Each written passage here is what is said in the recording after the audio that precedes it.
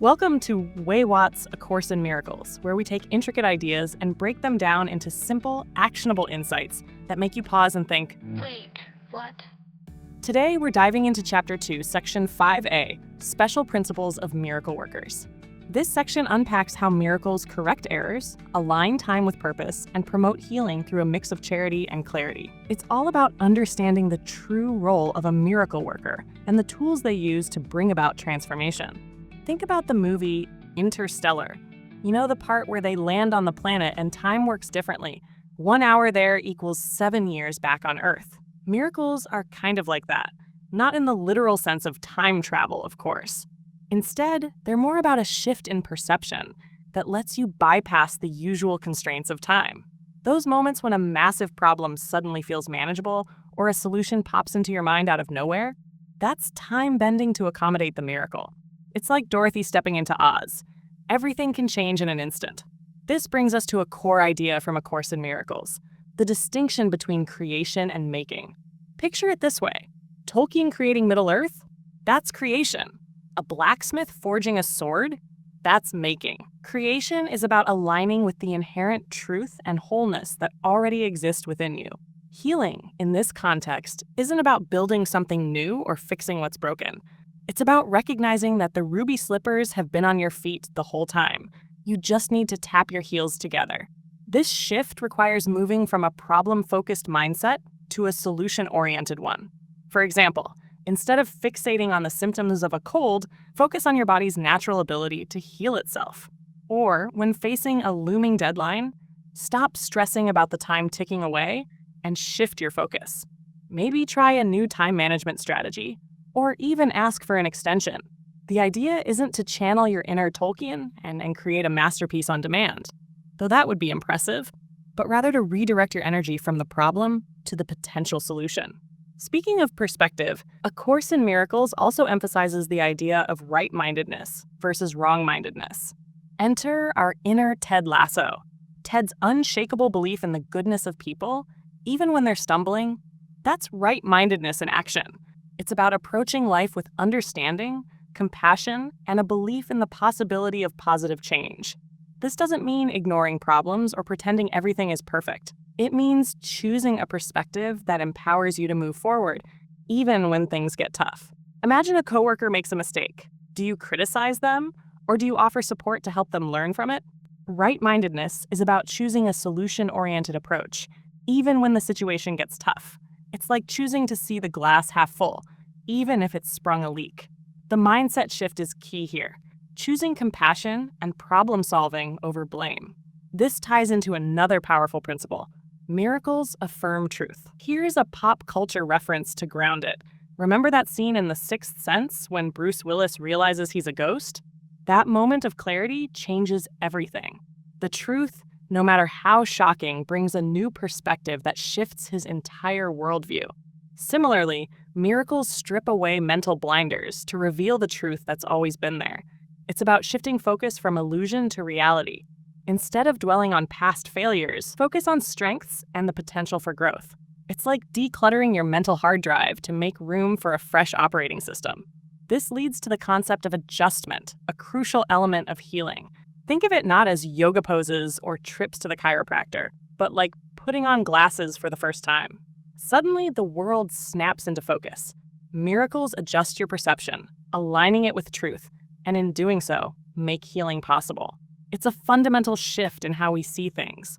But how do we make this adjustment? It's not a quick fix. It's about being willing to see things differently, and that's where forgiveness comes in. Forgiveness is a big one. It's transformative and central to the process of shifting perception. We're going to dive deep into forgiveness soon, but first, let's return to the concept of time and miracles. A Course in Miracles talks about unity existing on two levels, in time and in timelessness. It's a bit like those parallel universes in Rick and Morty, but instead of alternate realities, we're talking about alternate ways of connecting. In time, we're like teammates. We collaborate, support each other, and celebrate victories together. Think Avengers. Each of us brings our unique superpower to save the day. In timelessness, though, the boundaries blur. It's less about individual effort and more about recognizing that we're all interconnected, like that giant tree in Avatar, where every being is part of something greater. Two levels of connection, both vital, both profound. And then we encounter a phrase that might ring a bell. Do this in remembrance of me. While it might bring back some Sunday school memories, A Course in Miracles isn't talking about worshiping a literal figure. Instead, remembrance here is about connecting with the timeless essence that unites us all. It's about letting that awareness shape how we treat others and how we show up in the world. It's less about reciting a creed and more about living in a way that embodies compassion and connection. Actions speak louder than words, after all. This brings up the big question. How do we take these lofty principles and apply them to real life? How do we become, as the Course says, truly helpful? It's one thing to talk about bending time and tapping into universal consciousness, but how does that play out during a chaotic Monday morning commute? Thankfully, the Course offers some practical guidance, which boils down to 3 key points. Offering support without trying to fix everything, trusting that the right actions will naturally unfold, and remembering that healing is a two-way street. Let's break those down. First, offering support without trying to fix everything. This one hits close to home for many of us. When someone's struggling, the instinct is to jump in with advice, solutions, and a rescue plan. But sometimes the most helpful thing we can do is simply listen. Be present. Offer a shoulder to cry on without trying to play superhero. Think less knight in shining armor and more a really good listener in comfy pajamas. Being there, acknowledging their pain, and empowering them to find their own way forward can be far more impactful than imposing your own solutions. Next, trusting that the right actions will unfold naturally. For the planners and list makers out there, this one can feel tricky. Letting go of control doesn't come easily, but it's not about giving up. It's about surrendering to a wisdom bigger than your to-do list. Think of that moment in Moana when she lets go of the oar and trusts the ocean to guide her. It's about deep breaths and leaning into the current, even when the destination isn't clear. Finally, the idea that healing is a two-way street. You can't pour from an empty cup now, and you can't offer genuine healing to others while neglecting your own wounds. It's like those classic kung fu movies where the master insists the student learn important life lessons before beginning their training. You've got to be Mr. Miyagi to your own Daniel, waxing on and waxing off your personal growth challenges. Working on your own healing not only strengthens you, but also makes you a more effective conduit for helping others. It's all connected. Your healing contributes to the healing of the whole. And that's a key part of what the Course calls miracle-mindedness, shifting your perspective to see yourself and the world through a lens of love, compassion, and possibility.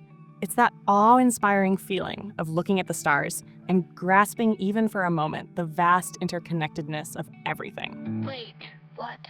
So, welcome back to this wild ride through A Course in Miracles. We've covered some serious ground: time-bending miracles, forgiveness, unity, and now the practical ways to bring miracle-mindedness into everyday life. There's still so much more to explore. We've explored how to channel our inner Ted Lasso for some right-mindedness, but now it's time to get practical. How do we actually integrate these principles into daily life? Because let's be real, most of us aren't out here levitating objects or performing faith healings. So how do we bring this miracle-mindedness down to earth? It's not about becoming some mystical superhero. Instead, it's about making subtle shifts in perspective and action that profoundly affect how we experience the world and interact with others. Like a piano tuner making small adjustments that create a harmonious sound, these minor changes can lead to a big impact. Let's revisit the 3 key points for becoming truly helpful. Offering support without trying to fix everything, trusting that the right actions will arise naturally, and remembering that healing is a two-way street. Let's dive deeper into each. First, offering support without trying to fix everything.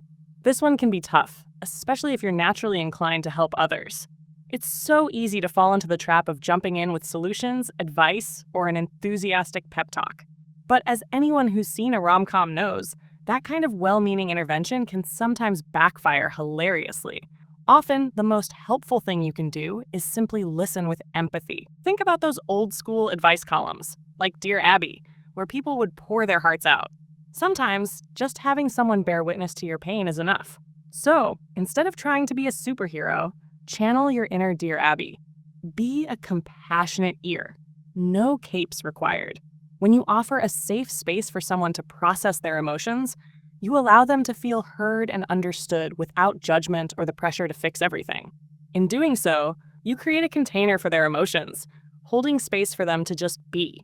And when we resist the urge to swoop in and save the day, we empower others to tap into their own wisdom and resilience. We help them become the heroes of their own stories. Now, on to the second point, trusting that the right actions will arise naturally. This one's tricky because, as humans, we're wired for action. Sitting back and trusting in some unseen force can feel, well, counterintuitive. It's like learning to meditate.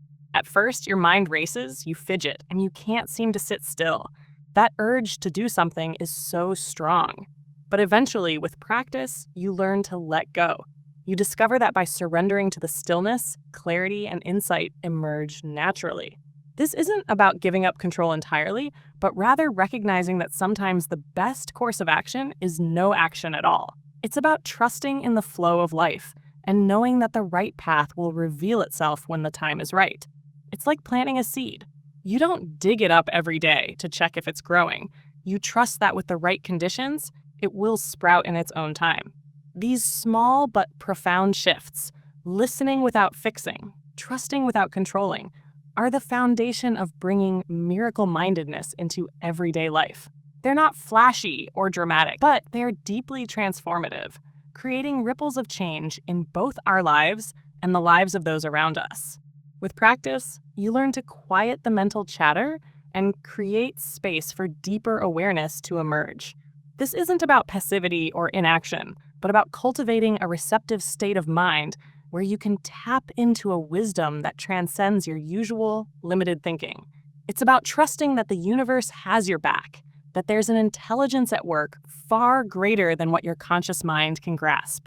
It's like letting go of the oars and allowing the current to carry you downstream. Sometimes that means stepping back, pausing before reacting, and letting a situation unfold naturally without forcing a particular outcome. It's like hitting the pause button on a chaotic movie scene, taking a moment to catch your breath and reorient yourself. And that brings us to the final principle. Healing is a two-way street. This is especially profound when we talk about miracles. You can't truly help someone heal if you're not tending to your own wounds. It's a reciprocal process. When you offer support and compassion to others, you open yourself to receiving those same gifts in return. Think of it as an energy exchange. The more love you put into the world, the more love you invite back. We're like interconnected mirrors, reflecting and amplifying each other's healing energy. And that's the real magic of miracles. They're not about supernatural acts or bending the laws of physics. They're about recognizing the interconnectedness of all things and understanding that your personal healing contributes to the healing of the whole. So becoming a miracle worker isn't about acquiring special powers. It's about tapping into your innate capacity for love, compassion, and connection. As you cultivate these qualities within yourself, you become a living example of the transformative power of miracles, inspiring others to embrace their own healing journeys. This perspective is truly mind-expanding. It's like being handed a whole new lens through which to view reality. And it's important to remember that these principles are not a final destination. They're a journey. There will be times when we stumble, forget, or fall back into old patterns. But that's okay. The key is to keep practicing, to keep returning to these principles with an open heart and a willingness to grow. We're all works in progress, constantly refining our ability to create harmony within ourselves and in the world around us.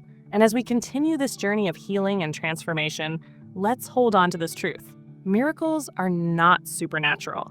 They are the natural result of aligning ourselves with love, compassion, and the interconnectedness of all things. Thank you for being part of this journey with weiwat's A Course in Miracles. If today's insights resonated with you, remember to like, subscribe, and share your thoughts. Dive deeper into these ideas with our blog and podcast.